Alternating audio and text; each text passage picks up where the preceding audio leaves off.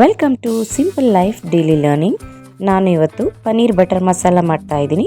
ಬನ್ನಿ ಹೇಗೆ ಮಾಡೋದು ಅಂತ ನೋಡೋಣ. ಮೊದಲಿಗೆ ಗ್ಯಾಸ್ ಫ್ಲೇಮ್ ಆನ್ ಮಾಡಿ ಒಂದು ಪ್ಯಾನ್ ಇಟ್ಕೊಂಡಿದ್ದೀನಿ. ಅದರಲ್ಲಿ 2 ಸ್ಪೂನ್ ಆಯಿಲ್ ಹಾಕಿದ್ದೀನಿ. ನಾನಿಲ್ಲಿ 2 ಈರುಳ್ಳಿ ಫ್ರೈ ಮಾಡ್ತಾ ಇದ್ದೀನಿ.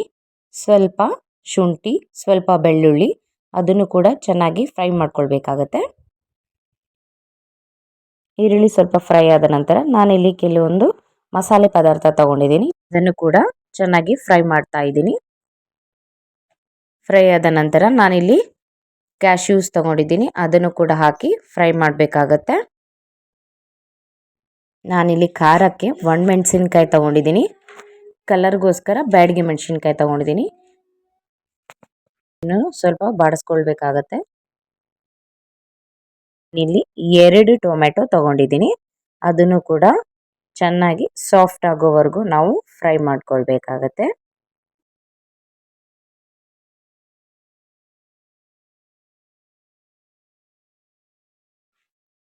ಸಾಫ್ಟ್ ಆದ ನಂತರ ನಾನಿಲ್ಲಿ ಸ್ವಲ್ಪ ಸಾಲ್ಟ್ ಸೇರಿಸ್ತಾ ಇದ್ದೀನಿ. ಒಂದು ಸ್ವಲ್ಪ ಮಿಕ್ಸ್ ಮಾಡಬೇಕು. ಇವಾಗ ಇದು ರೆಡಿ ಆಗಿದೆ.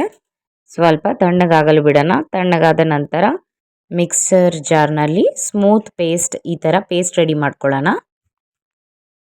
ನೋಡಿ, ಗ್ರೇವಿಗೆ ಬೇಕಾಗಿರುವ ಮಸಾಲ ರೆಡಿ ಆಗಿದೆ. ಇವಾಗ ಒಂದು ಕಡಾಯಿ ಇಟ್ಕೊಳ್ತಾ ಇದ್ದೀನಿ. ಅದರಲ್ಲಿ ಬಟರ್ ಹಾಕಿ ಸ್ವಲ್ಪ ಅರಿಶಿನ, ಖಾರ 2 ಸೇರಿಸಿ ಚಿಕ್ಕದಾಗಿ ಕಟ್ ಮಾಡಿ ಇಟ್ಕೊಂಡಿರುವ ಪನ್ನೀರ್ ಸೇರಿಸಿ ಅದನ್ನು ಗೋಲ್ಡನ್ ಬ್ರೌನ್ ಕಲರ್ ಬರೋವರೆಗೂ ಫ್ರೈ ಮಾಡ್ಕೊಳ್ತಾ ಇದ್ದೀನಿ.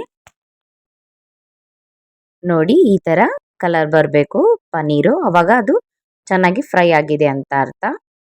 ನಾನಿಲ್ಲಿ ಪೇಸ್ಟ್ ರೆಡಿ ಮಾಡಿಟ್ಕೊಂಡಿರೋದು ಕಡಾಯಲ್ಲಿ ಹಾಕ್ತಾ ಇದ್ದೀನಿ.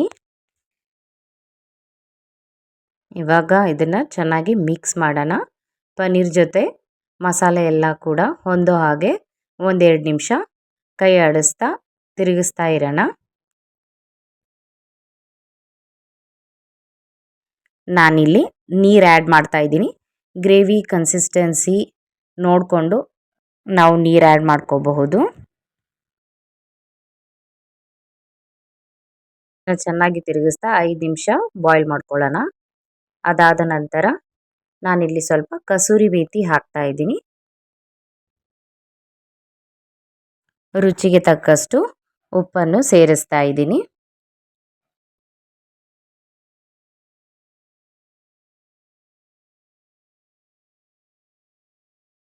ಮುಚ್ಚಳವನ್ನು ಮುಚ್ಚಿ 1-2 ನಿಮಿಷ ಬೇಯಿಸ್ತಾ ಇದ್ದೀನಿ.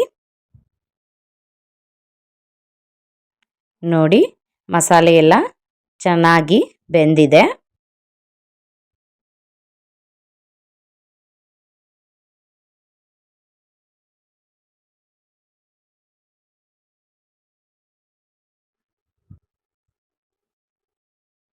ಲಾಸ್ಟಲ್ಲಿ ನಾನು ಫ್ರೆಶ್ ಕ್ರೀಮ್ ಆ್ಯಡ್ ಮಾಡ್ತಾ ಇದ್ದೀನಿ.